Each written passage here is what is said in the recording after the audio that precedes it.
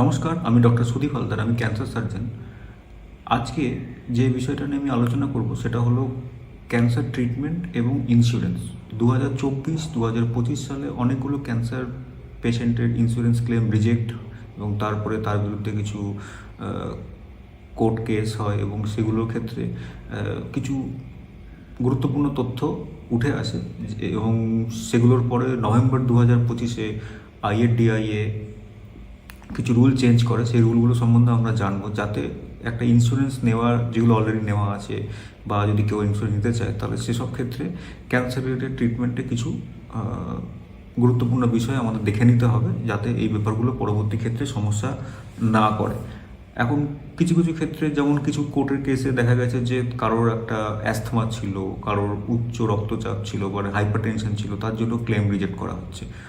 তো ক্যান্সারের সঙ্গে উচ্চ রক্তচাপ বা অ্যাসমা কোনো সম্পর্ক নেই, কিন্তু একটা নন ডিসক্লোজার, মানে আগে থেকে এই যে এগুলো বলা ছিল না, আগে থেকে ধরুন আমার হাইপার টেনশন আছে, এবার আমি কোনো পলিসি আমি নিয়েছি এবং সেখানে আমি জানাইনি যে আমার হাইপার টেনশন আছে, এবং এখন দেখা গেলো আমার অন্য কোনো একটা রোগ হয়েছে এবং সেক্ষেত্রে একটা ট্রিটমেন্ট করা হচ্ছে এবং সেই ট্রিটমেন্টে দেখা গেলো যে ওখানে হাইপারটেনসিভ দেখা গেছে। তো এক্ষেত্রে কোম্পানি কী করছে না, এটাকে ডিলে করার জন্য হোক বা অনেক সময় এটাকে ক্লেমটাকে রিজেক্ট করে দিচ্ছে যে আপনি হাইপার টেনশন আছে যেটা আপনি বলেননি, এবং সেক্ষেত্রে কিন্তু আমরা এটা ক্লেমটাকে আমরা রিজেক্ট করছি। এখন এই হাইপার টেনশনের সাথে ক্যান্সারের বা অ্যাস্থমার সাথে ক্যান্সারের ডাইরেক্টলি কোনো যেহেতু সম্পর্ক নেই, সেসব ক্ষেত্রে পরবর্তী ক্ষেত্রে যখন এটা কোর্টে এই কেসটা ওঠে তখন ওদের ক্ষেত্রে কিন্তু বলা হয় যে না, পেমেন্ট দিতে হবে।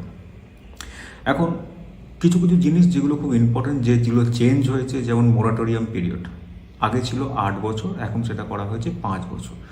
মানে এর অর্থ হলো যে যদি কোনো ব্যক্তি যদি 5 বছর ধরে কোনো প্রিমিয়াম দিতে থাকে, তাহলে নন ডিসক্লোজার এই কথাটা ইন্স্যুরেন্স কোম্পানি আর ইউজ করতে পারবে না। ধরুন এটা 5 বছর ধরে কন্টিনিউয়াস আমি একটা পলিসিতে প্রিমিয়াম দিচ্ছি এবং 5 বছর যদি কমপ্লিট হয়ে যায়, তাহলে আমার আগের যে প্রবলেম কিছু আমি ডিসক্লোজ করিনি বা নন ডিসক্লোজার যে এগ্রিমেন্ট, এগুলোর সঙ্গে সেই সমস্যাগুলো কিন্তু আসবে না।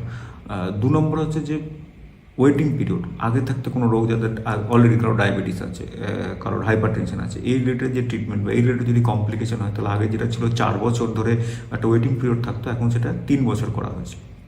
তো এরকম রিসেন্ট কিছু চেঞ্জ যেগুলো জানাটা খুব দরকার।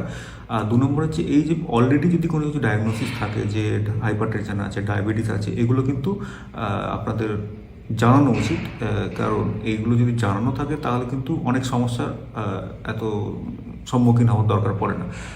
আরও কিছু ইম্পর্টেন্ট জিনিস যেটা জানাটা খুব দরকার, সেটা হচ্ছে আপনার কোনো রুম রেন্ট ক্যাপিং আছে কিনা। ক্যান্সার পেশেন্টে অনেক ক্ষেত্রে হয়তো দেখা যায় যাদের হয়তো কেমোথেরাপি চলছে, তাদের একটা আলাদা রুমে রাখতে হতে পারে। তো সেসব ক্ষেত্রে যদি রুম রেন্ট ক্যাপিং থাকে, তাহলে সেসব ক্ষেত্রে কিন্তু সমস্যা দেখাতে হতে পারে, যে ক্ষেত্রে হয়তো কিছু ক্লেম বা কিছু পার্সেন্টেজ অফ ক্লেম রিজেক্ট হতে পারে। আর একটা ভেরি ইম্পর্টেন্ট থিং হচ্ছে, এখন অনেক ক্ষেত্রে যেমন ধরুন লাং ক্যান্সার হলো বা কিছু কিছু ক্ষেত্রে ব্রেস্ট ক্যান্সার বা অনেক ক্যান্সারের ক্ষেত্রে কিন্তু অনেক কেমোথেরাপি আছে, যেগুলো ট্যাবলেট কেমোথেরাপি বা ওরাল টার্গেটেড থেরাপি বা এই ধরনের কিছু ট্যাবলেট কিন্তু আমরা ইউজ করা হয়। এখন আগের কিছু রুলস ছিল যে পেশেন্ট যদি ভর্তি না হয়, যদি 24 আওয়ার হসপিটালাইজেশন না হয়, তাহলে কিন্তু এই ক্লেম পাবে না। কিন্তু এখন এইটা ওর জন্য আপনাদেরও যেখানে দরকার যে মানে day care policies, day care procedure এইগুলো আছে কিনা, ইনক্লুড করা আছে কিনা। 2 নম্বর হচ্ছে যে ওরাল থেরাপি বা ওরাল কেমোথেরাপি এগুলো ইনক্লুড করা আছে কিনা। কারণ পেশেন্ট ভর্তি হবে কি ভর্তি হবে না, সেটা ইন্স্যুরেন্স কোম্পানি কখনো ডিসাইড করতে পারে না, সেটা ডিসাইড করবে ডাক্তার। যে আমার একটা ধরা যাক একটা ছোটো অপারেশন হবে, একটা হাফ অ্যান আওয়ার্স একটা প্রসিডিওর, একটা সিবিএসিএস সিস্টেম, একটা কিছু লাইপোমা অপারেশন, তার জন্য আমার ভর্তি হওয়ার দরকার নেই।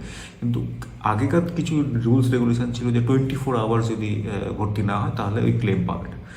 তো দিস ইজ অ্যাবসার্ড, এগুলো কোনো মানে হয় না। তো সুতরাং এই জিনিসগুলো জেনে নেওয়াটা খুব দরকার, যে যেগুলোই বললাম যে 1 নম্বর মরাটোরিয়াম পিরিয়ডটা আপনার পলিসি 5 বছর হয়ে গেছে কিনা, তাহলে সেটা ডেটটা জেনে নিন। 2 নম্বর হচ্ছে যে আগের প্রিভিয়াস এক্সিস্টিং ইলনেসগুলো 3 বছর আগে, যেটা 4 বছর ছিল।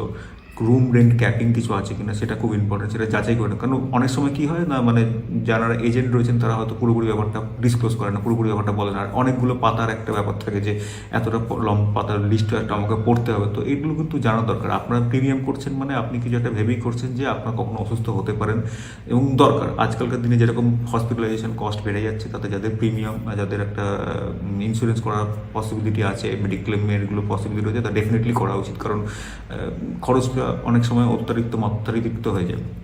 তো সেসব দিক থেকে এই জিনিসগুলো জানা দরকার। ডে কেয়ার প্রসিডিওর বা ওরাল কেমোথেরাপি এগুলো প্রভিশন আছে কিনা, এগুলো জানাটা খুব দরকার হয়ে পড়ে।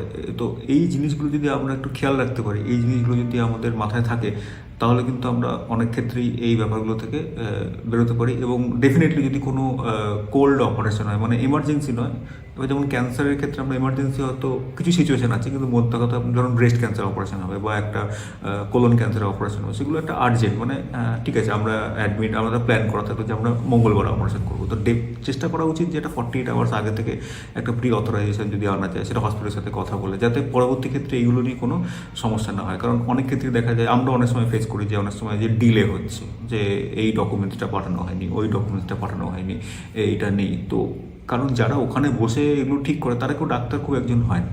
তো এবার ডাক্তার হলেও তাদের অনকোলজি রিলেটেড হয়তো ব্যাপারগুলো এটা জানাটা সম্ভব না।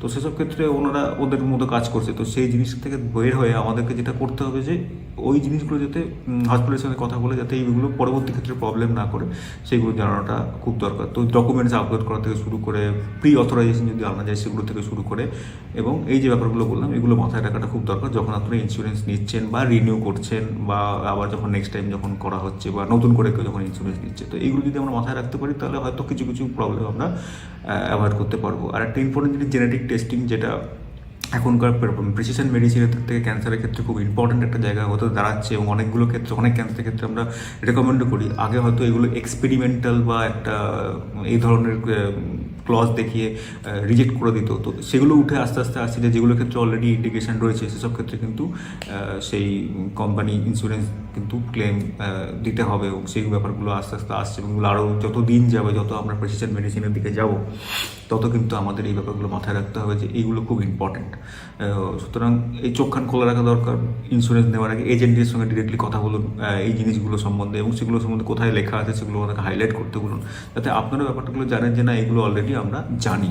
তো এই ব্যাপারগুলো খুব ইম্পর্টেন্ট। তো এই জন্যই কিছু নভেম্বরে যে চেঞ্জ হয়েছে তার জন্যই আমি আজ এই ভিডিওটা করলাম, যে এই জিনিসগুলো যেমন জানা থাকে তাহলে এই ক্লেমস রিলেটেড প্রবলেমগুলো যতটা সময় অ্যাভয়েড করা যায়। কারণ আপনি একটা কিছু ভেবেই একটা প্রিমিয়াম জমা দিচ্ছেন, একটা মেডিক্লেম করছেন। তো এইগুলো জানতে থাকুন, এগুলো সচেতন থাকুন, যাতে আমরা এই যে অসুস্থ পিরিয়ড, এই সময় যাতে আমাদের ফিনান্সিয়াল ক্রাইসিসটা না হয়। কোনো একটা যদি আমরা ইন্স্যুরেন্স দিই, তার মানে যদি আমাদের একটা ক্লেম আসছে, এটা রিজেক্ট হয়, তাহলে আমাদের সেই জমানো টাকা থেকে, জমানো পুঁজি থেকে খরচা যাতে না করতে হয়, তার জন্যই তো আমরা ইন্স্যুরেন্স করি। তো সেই জায়গাটা আমাদের কিন্তু মাথায় রাখতে হবে। তো এটা নিয়ে আপনাদের কিছু বলার থেকে বা কিছু জানার থাকে, যদিও ইন্স্যুরেন্স রিলেটেড যেটুকু আমি জানি সেগুলো আপনাকে বললাম। যদি আপনাদের কোনো ডেফিনেটলি কোশ্চেন থাকে আমাকে জানান, আমি চেষ্টা করবো তার উত্তর দেওয়ার।